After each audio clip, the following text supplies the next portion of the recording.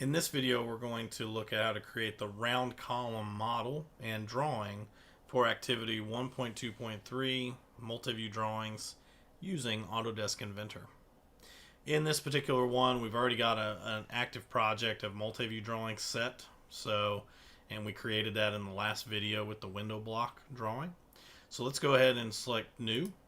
Let's create a new part file. And what we're going to do is we're going to start a new sketch.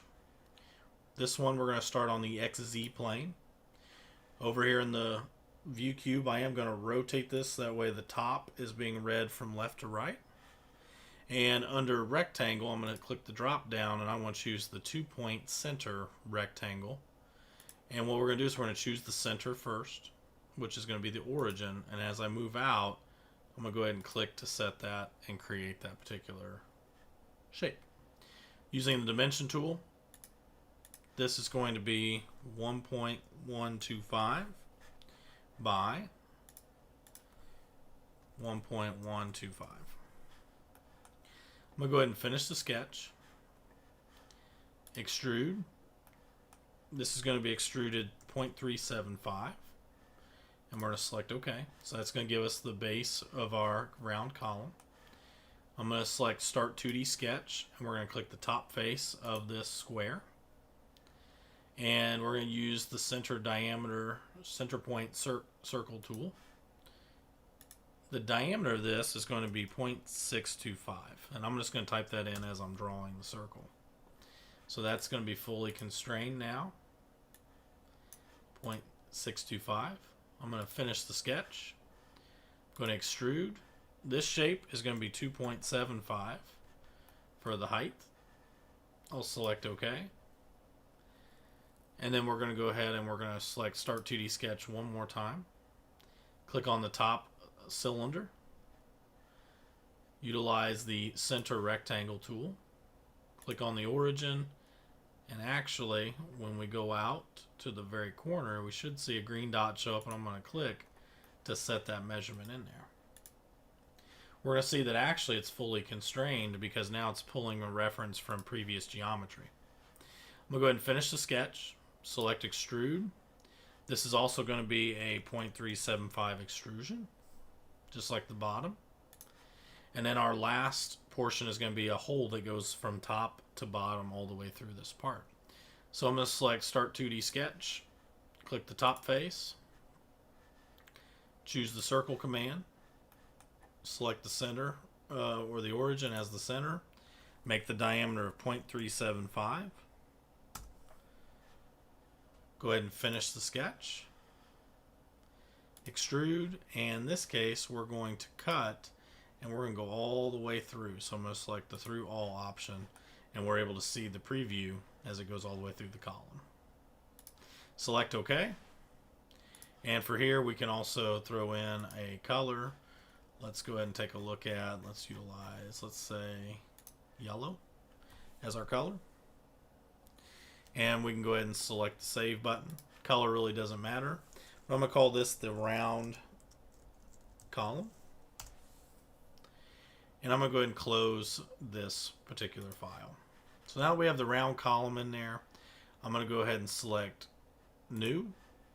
And I'm going to choose an IEDA title block. Custom one that was created in a previous video. Here we'll call the name of the drawing Round Column Drawing. And select OK. And then I'm going to select Base View. Select my file. Round column. Open. This one here we might have to kind of go down. We'll see. I'm going to go ahead and place the top view. We'll place a right side view, and we'll place an isometric view, and we'll say OK. As far as this goes, we have a very symmetrical shape. So here we have a front view and a right side view that look identical. So actually I'm going to get rid of this right side view by selecting it and selecting Delete on my keyboard.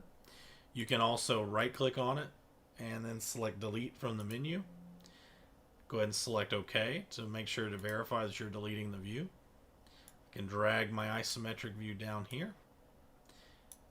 Double click on it while I have it. Select over to Shaded. Select OK. We can also double click on it and change the scaling. So notice how we could go to a half scale, or if we want to type one in, we can also do 3/4 for a 3/4 scale and select OK. I like the 3/4 scale pretty well. And we can go ahead and we can kind of place our views. If I try to move the front view, the top view is going to go with it to maintain alignment. So I'm going to go ahead and place that here. Some options that we may want to take a look at in order to make sure that we have proper line conventions. I'm going to go up here to the Annotate tab. And one of the cool features here is going to be right here in the middle, which is called Center Mark. So if I select that, I can zoom in and I can select my circle. That will place a center mark right there. The other option is we need hidden line, or a center line between the two hidden lines. So you're going to see that there is center line, but there's also something called center line bisector. So let's select center line bisector and then select the first hidden line and the second one. And that's going to put a hidden line right between those two as we create our drawing. So this is going to finish out our round column drawing, and we can go ahead and select save. I'll add the word drawing to the end for the file name and select the save button.